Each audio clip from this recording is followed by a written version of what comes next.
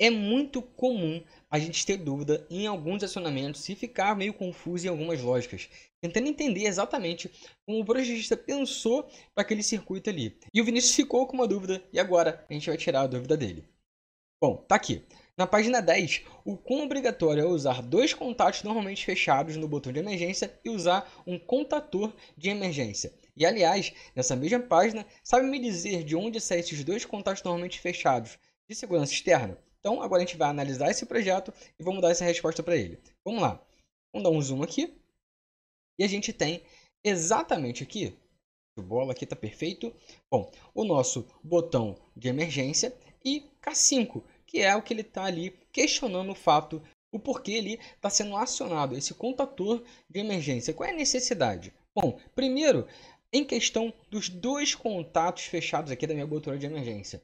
A gente chama isso, obviamente, de redundância, tá? Eu tenho aqui o meu relé falta de fase, beleza? Então, caso de falta de fase, vai cair o sinal, né, do meu sistema. Então, assim, eu já não vou ter alimentação nesse contator, então perfeito, certo? Agora, se eu bato a botura de emergência, eu tenho dois contatos em série. Qual é a necessidade? Eu poderia usar somente um? Sim, eu poderia usar somente um, mas aí vem a redundância. Por quê? Eu tenho dois contatos. O que muito acontece normalmente em indústria. O pessoal vai lá e dá aquela porrada na botura de emergência, certo? E às vezes acontece de um bloco se soltar. Então, caso isso aconteça e demore para uma preventiva, né, fazer a vistoria no painel e verificar que um dos blocos estão soltos, eu ainda tenho um bloco funcional. Ou seja, ainda vou utilizar essa bordura de emergência e vai funcionar. Afinal, por se tratar de um contato fechado, se ele estiver fora do bloco, ele vai estar dando condição para o funcionamento. Então, mesmo batendo na emergência, não vai funcionar em nada, porque não vai ter outro acionamento. Se fosse um contato aberto, seria diferente. Eu necessitava, tá, que exatamente tivesse um contato ali, fechasse ele para eu dar uma condição. Mas não, é um contato fechado. Então, eu utilizo ali dois contatos em série, fazendo uma redundância na minha segurança. Beleza? Até aí deu para compreender? Então, vamos seguir aqui. Então, passando por esse lado, tá, da minha redundância, da minha segurança, eu tenho aqui a parada de X601, que é o meu primeiro borne aqui, onde eu vou ter as duas seguranças externas que ele também questionou, que foi a última dúvida dele. Vamos passar por ela, depois a gente chega aqui. E a alimentação de K5. Por que um contador de segurança? Bom, vamos começar por aqui.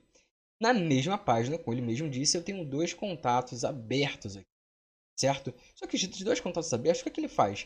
Ele faz uma alimentação de 24 volts, seja positivo e negativo, que vai tá passando para o resto do meu circuito. Ou seja, ele corta a alimentação do positivo e negativo, certo? Então, eu não passo ali o positivo e o negativo pela botoura de emergência.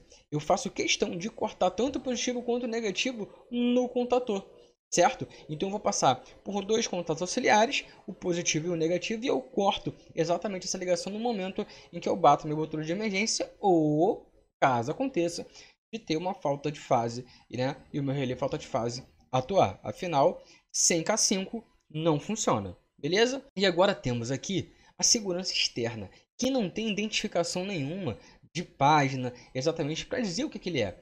Bom, essa segurança externa pode ser um consenso com outras máquinas que trabalham próximas, tá? Ou botoeiras de emergência num supervisório onde uma outra pessoa vai ter acesso para parar a máquina. O consenso em si pode ser que são máquinas que trabalhem juntas e se uma parar, ela tem que parar também, certo? Então, digamos que a máquina da frente pare e seja a primeira segurança externa, a máquina de trás pare e seja a segunda segurança externa, certo? Então tem muito disso que a gente trabalha em consenso com as máquinas.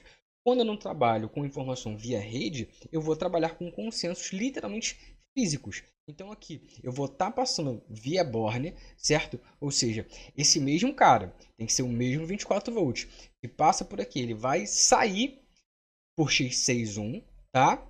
Vai passar por dois contatos fechados externos e vai voltar em X62 para poder fazer a alimentação de K5.